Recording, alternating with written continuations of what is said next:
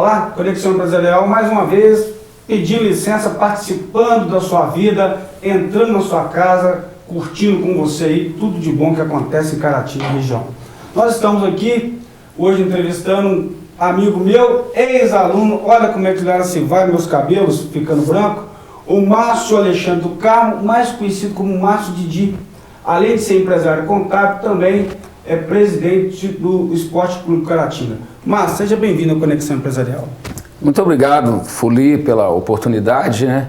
E espero que você, equipe, telespectadores gostem, né, do nosso bate-papo. Com certeza, ainda mais que a nossa amizade já não é de hoje, né? Isso. É antiga.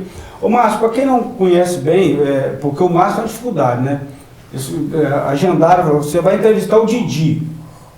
Quem é Didi? Aí chegou o Márcio. Então o Márcio contou que tem muita gente que conhece como Márcio, tem muita gente que conhece como Didi, tem muita gente que conhece como Márcio Didi. Como é que é essa história aí? Veio de quando eu era criança, né? Recém-nascido. E foi na época que os Trapalhões surgiu. E a pessoa olhava e falava, poxa, mas é muito feio. E começava a rir, né? Sim, rapaz. Aí, na época, o Renato Aragão tinha aparecido e os Trapalhões eram um sucesso. E apelidar de Didi. Pegou desde criança, branco, Didi, branquinho, Didi. E veio a juventude, né? Veio os... Mas na faculdade você não tinha apelido de Didi. Era Márcio. Márcio. Por isso que, né, lá nos engraxates era Didi, né? Teve a venda de picolé, os engraxates, né? Office boy, né? Mas como é que foi assim? Você, a sua família, o seu pai mexe com o quê? Meu pai não era contador? Não, meu pai era servidor da extinta Sucan, né? Que foi um pecado acabar com a Sucan, né? Na época da Sucan não tinha dengue. Aedes aegypti. Poxa, é lamentável, né, Fuli?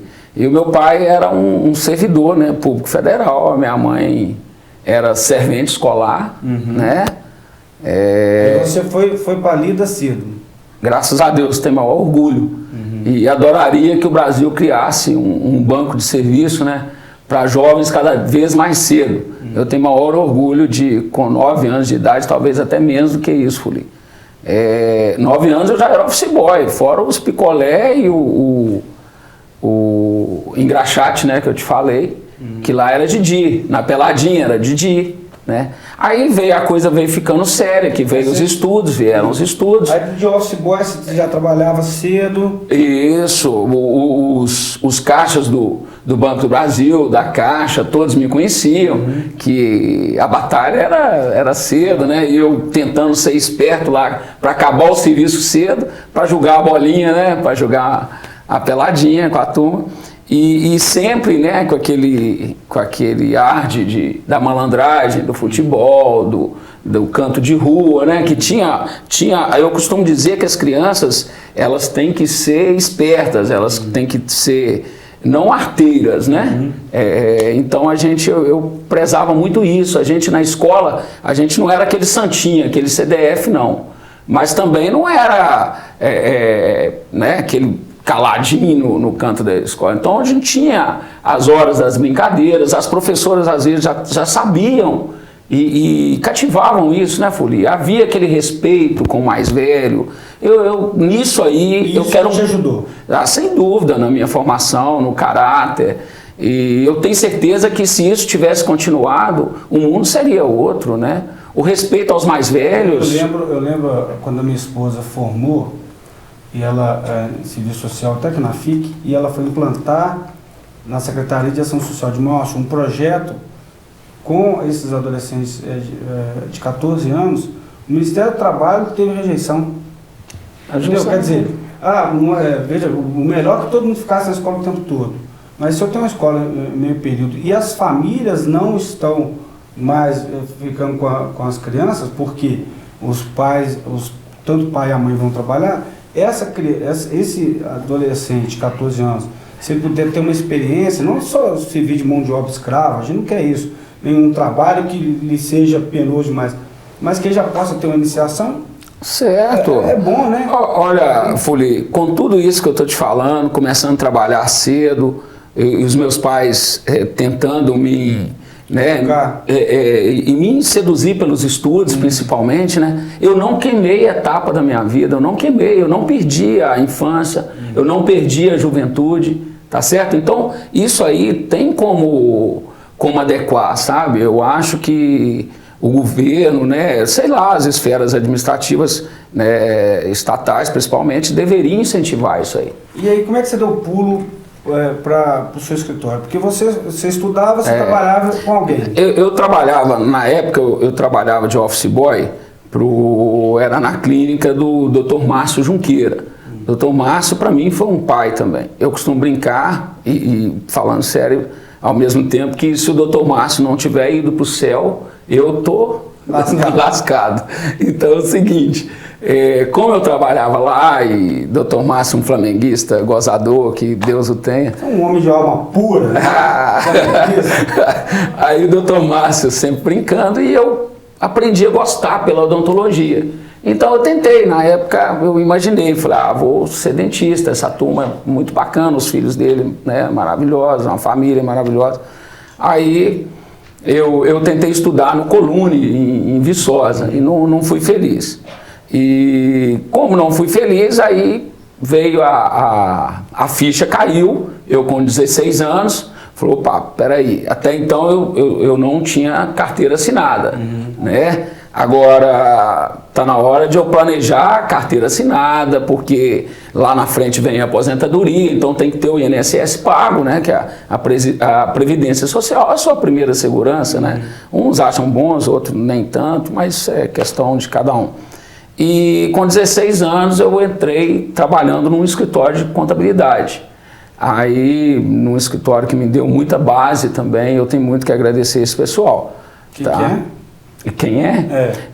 O escritório era do Magno Lúcio de Pina, é uma pessoa muito conhecida. O Jorge Henrique Rocha, que era professor. Professor. Isso, do irmão do Jorge, o Geraldinho. E o Jonas Panza também participou dessa sociedade. Segura um tempinho aí que nós vamos contar um pouquinho mais dessa história no próximo bloco.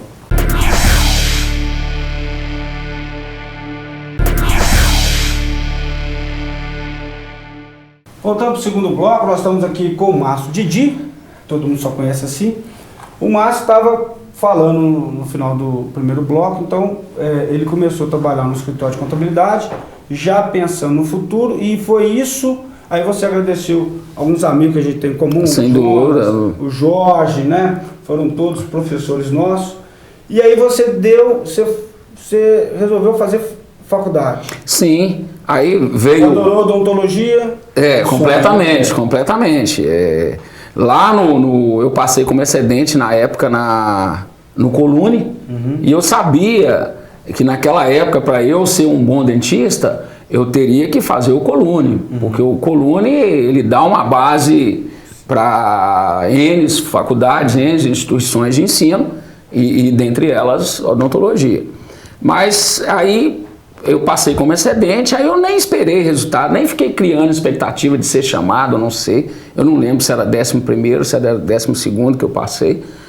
Aí a ficha caiu, eu virei para minha mãe e falei com ela, falei, olha, agora eu tenho que trabalhar. E o que eu estudava matutino, né, que é pela manhã, eu vou ter que trabalhar à noite e estudar, né, que é trabalhar durante o dia, estudar à noite. Aí veio o ensino médio, na época era o 2º grau, e veio automaticamente eu já no escritório de contabilidade, o escritório chamava Dinâmica Contábil. Lembro desse nome. Salvo engano, existe até hoje. Eu creio que sim. Era uma equipe muito forte, muito boa. E aí automaticamente eu já parti para fazer, na época tinha o vestibular concorrido de ciências contábeis. Você fez quando a faculdade? Eu formei em 98. Ele foi aluno da minha primeira turma. Isso aí. Lá muito boa, né? 18 anos, né? Já estamos indo para praticamente 18 anos, isso aí. E aí veio automático a Faculdade de Ciências Contábeis. Aí... Agora deixa eu te fazer uma pergunta. Você se arrepende de ter feito contábeis? Jamais.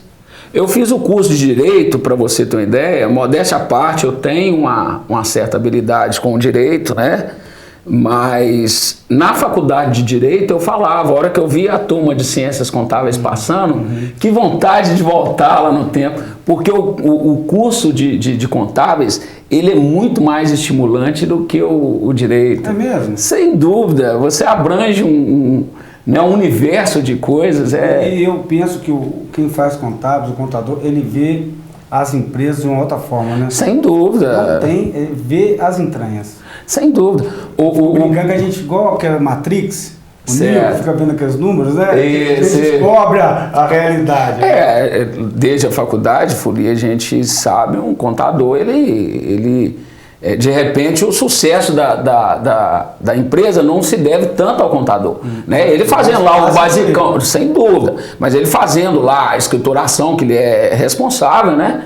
E que ele é cabida, talvez um empresário mais dinâmico e tal, sobressaia. Mas o contador, ele quebra a empresa. É verdade. Né? É verdade. E você destruir é muito mais fácil do que você construir. Né? Então eu penso dessa forma. Aí você saiu e falou assim, eu vou montar o meu próprio negócio? Como é que foi? Certo. Aí veio uma oportunidade na época, lá em 1999, esses sócios, eles separaram, né? E separaram, aí eu percebi qual era o objetivo de cada um, e naturalmente cada um tem o seu, a gente tem que respeitar. Eu pensei em ter o meu, né? Que eu penso, eu já pensava em ter um escritório, até porque o Estatuto da OAB não permite você ter um escritório, né, de contabilidade anexo junto, ou anexo, como preferir, não pode. Tal, mas eu já imaginava de ter esse universo de coisas, né? De ter o escritório de contabilidade e também o escritório de direito. Né? Então, da forma que os sócios tinham os objetivos, naturalmente, eu tinha os meus. Aí eu parti para os meus objetivos, obviamente, igual eu estou te falando. Por isso você colocou o nome de objetivo? Muito bem. Na época, inclusive na época que nós abrimos o escritório, era um colega de classe, o Mauro da CEMIG, uma pessoa fantástica também. E ele falou, nós decidimos o nome à noite, não lembro se numa pizzaria. Aí ele falou, já que você quer uma coisa objetiva, então vai ser objetiva. Então tá com quantos anos o seu escritório? Tá de 99, né? 17 anos. 17. E você 17 anos você vai ter escritório e esse ano faz 17 anos de casado. Você vê que 17 é um... Ótimo, tá em alta, tá em evidência. Você foi atuar em duas áreas, tanto no setor privado, mas também na área pública. Para quem não sabe, eu sou sobrinho do saudoso João Dutino. E aí eu vou contar aqui que eu sei. Certo. Ele fez o Coreto. Muito bem. Eu gosto de contar isso e com muito orgulho, porque uma obra do Oscar Niemeyer, de um prefeito do interior que veio lá de Imbé de Minas, né? Quem nasce em Imbé é inteligente, não é isso? Não é todos.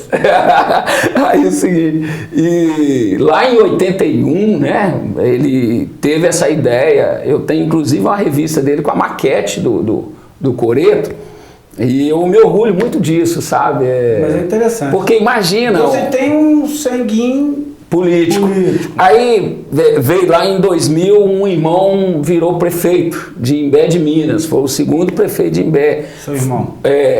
Aí eu me senti, mãe me chamou e me colocou meio que, assim, aquela obrigação de irmão de abraçar a causa. É óbvio que a gente tem as limitações, né, a gente profissional, mas eu tentei lidar com meus irmãos e eu tive 2 irmãos prefeitos. Faltou só você. Olha lá. Não, mas eu... 2016. A minha sustentação é Caratinga. Achei que você ia falar, minha esposa não deixa. Não. Minha esposa é maravilhosa, eu tenho uma família maravilhosa, graças a Deus. Aí é o seguinte, então eu também interessei pela área pública, que é muito bom, Folia, você não tem a noção. Principalmente quando você pega um administrador dinâmico, um administrador que saiba respeitar o técnico do político, né? É uma área também muito estimulante, pode ter certeza. E que está em falta, né, de gestores dinâmicos, O responsáveis. Brasil tá pagando Muito, nós preço estamos alto, né? pagando uma conta caríssima, né? Agora, sabendo disso tudo, nós vamos saber no próximo bloco agora que ele foi mexer com Clube Caratinga. Por que ele fez isso? No próximo bloco.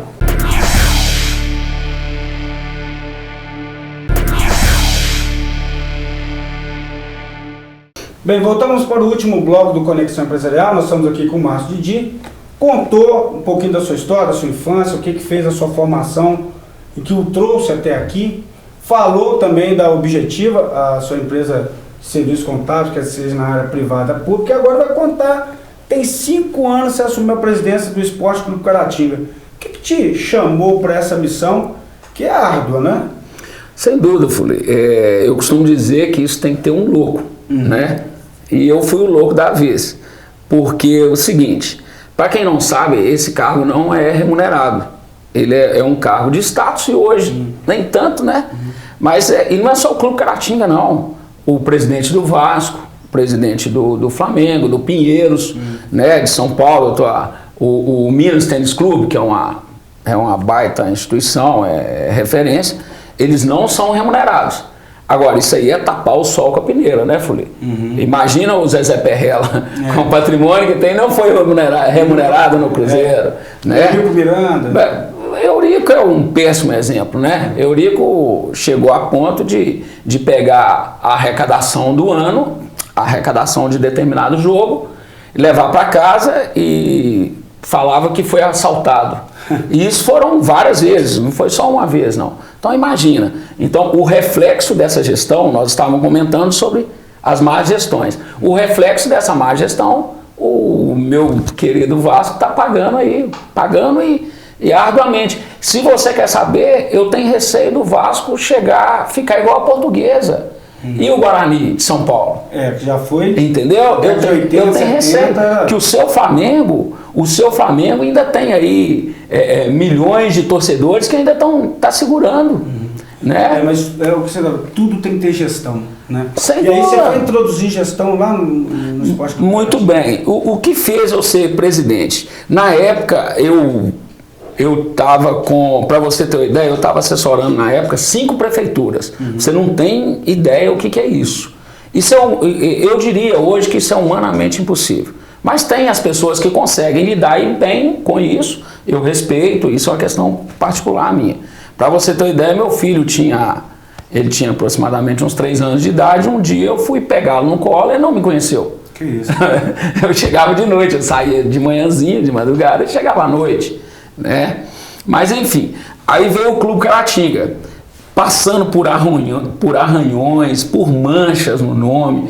E você, Fully, procura saber do clube. O Clube Caratinga é uma instituição centenária, faz 100 anos o ano que vem, 2017. Se Deus quiser, nós vamos fazer uma festa digna dos 100 anos. Nasceu da ideia de um grupo de torcedores do Flamengo, eu te contei isso em off. Por isso das cores, né? Por isso das cores, né, vermelho e preto. Eu brinco muito, principalmente os ex-presidentes, que eu tenho carinho de chamar de dinossauros, né? Eu sou um dinossauro, eu estou no clube há 25 anos. Mas os dinossauros, eu falo com eles que eu vou mudar as cores do clube, eu vou mudar para Vasco da Gama. E brincadeira, eu não é de mau gosto, porque todo mundo sabe, a gente, né, procura descontrair. E quem é um louco para tentar fazer isso? Né? É a tradição, tirar as características, a tradição. Para quem não sabe, primeiro veio o campo, o estádio Dr. Maninho, tá? Que é essa a vocação primeiro do clube, né? Esporte, clube. Isso. Depois veio a área social, que aí veio o glamuroso Palácio de Cristal, veio o Parque Aquático, que deve ter sido construído na década de 60 e até hoje tem aquela arquitetura muito bonita. É óbvio, a gente está precisando revitalizar tudo, isso é claro. Eu cheguei a comentar com vocês que houve uma frustração em 2015, que a gente pronto para iniciar a reforma e adequação, né, nas normas do Corpo de Bombeiro, e até mesmo a ampliação do Palácio Cristal, e quando veio o desfecho da condenação lá de uma jovem que faleceu lá, infelizmente, uma tragédia, né, lá num baile de carnaval de temporada, né, fora de época. E como, eu não sei se eu comentei com você também, Não. Quando eu assumi o clube ele não existia, não tinha ata registrada, não tinha estatuto. A formalidade societária inexistia. Não tinha. Então, e isso o sócio não vê. Então, regularização de certidão, de isso. Então não havia a personalidade jurídica do clube. Você chegava numa instituição bancária de cabeça baixa. Poxa, isso não tem, né? Não há como existir. E quando eu assumi, a primeira coisa, nós estamos negociando, nós arquivamos mais de 35 processos. E quando vocês assumiram, a ordem da dívida era aproximadamente de R$1 milhão. Perfeito. Você pega, Fuli, o que é o pior, eu estou citando o Clube Caratinga, que é a minha casa, né? Então eu posso falar. Mas não é só o clube, eu tenho certeza que tem N instituições aí que se não passaram, estão passando e muitos não sabem, né? Para você ter uma ideia, nós estamos indo para 5 anos de gestão no Clube Caratinga, o diário contábil nosso é o número 5. Que isso? E para trás? Ué, não tinha transparência. Aí... Não falei em transparência, aí faltou organização. Organização, não é tanta transparência não. O clube teve excelentes presidentes, entendeu? De organização, sim. Só tem os 5 anos de registro contábil, né?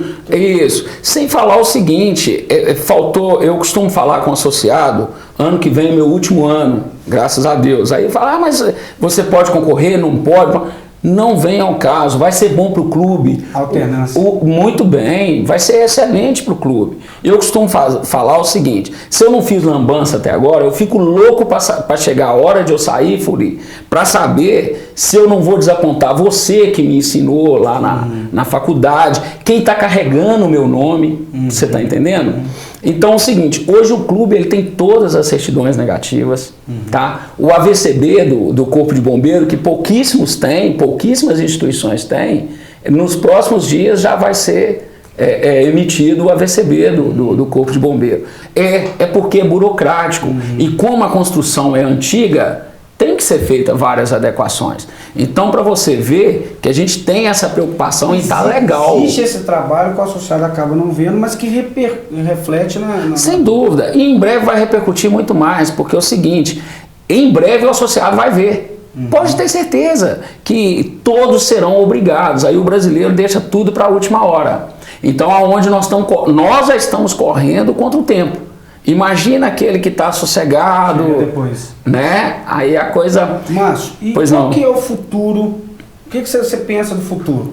Olha, com relação ao Clube Caratinga ou meu... Futuro seu e do clube. Tá. Com relação ao clube, eu quero deixá-lo pronto. Se essas obras que eu elenquei lá pro associado não conseguir tirá-las do papel, elas estarão no jeito de iniciar, porque o clube vai estar sem débito, vai estar saneado completamente, com documentação eu não posso deixar a dívida, eu fiz esse compromisso com o associado, estou fazendo com você, fiz com a Sociedade de Caratinga, né? E automaticamente, se eu não for convidado para participar de alguma diretoria ou de um conselho, né? Do conselho eu vou participar, que pelas normas regimentais eu sou conselheiro vitalício. Alteramos o estatuto que hoje, para alienar qualquer bem, tem que passar por Assembleia Geral, então não tem como o conselho decidir. Então, quer dizer, é uma coisa bem transparente mesmo, Fuli, aquilo que nós aprendemos. Então é o seguinte, como eu vou ser conselheiro, eu costumo dizer que eu vou ser um sócio normal. Vai estar ali, né? Sim, mas se Deus quiser, na vida do clube. E na sua vida profissional? Na minha vida pessoal, tá vindo alguns desafios como candidato a prefeito, tá vindo essa questão política e a gente vai, né, nós vamos tentar estreitar isso aí. Eu queria deixar só à sua disposição para um breve a saudação aos nossos telespectadores, que a gente tem aqui a tradição de dar voz e vez ao empreendedor. À sua disposição. Perfeito. A minha mensagem, né, aos telespectadores, Fuli, é que seja no Clube Caratinga, seja nas outras organizações, que procure, ou seja até mesmo na política, procure eleger pessoas responsáveis, não elejam só o bonitinho, o playboy, né, o coitadinho, não, tenta dar um voto de razão, né, tenta colocar isso em prática, tenta colocar em prática qualquer instituição que você participar, coloque a família em primeiro plano, né, coloque essas situações que a gente só tem a crescer com essas questões. Inclusive que a gente falou aqui da questão educação, da questão trabalho, saúde, né? Tentam colocar isso como prioridade e principalmente nos gestores, né? Assim eu tenho certeza que não só o Clube Caratinga, talvez a Prefeitura de Caratinga, talvez não, a Prefeitura de Caratinga, ou os demais clubes, todas as instituições só têm a ganhar. Te agradeço, Márcio, por você ter vindo e quero agradecer você que nos acompanhou nesse bate-papo. Até o próximo programa.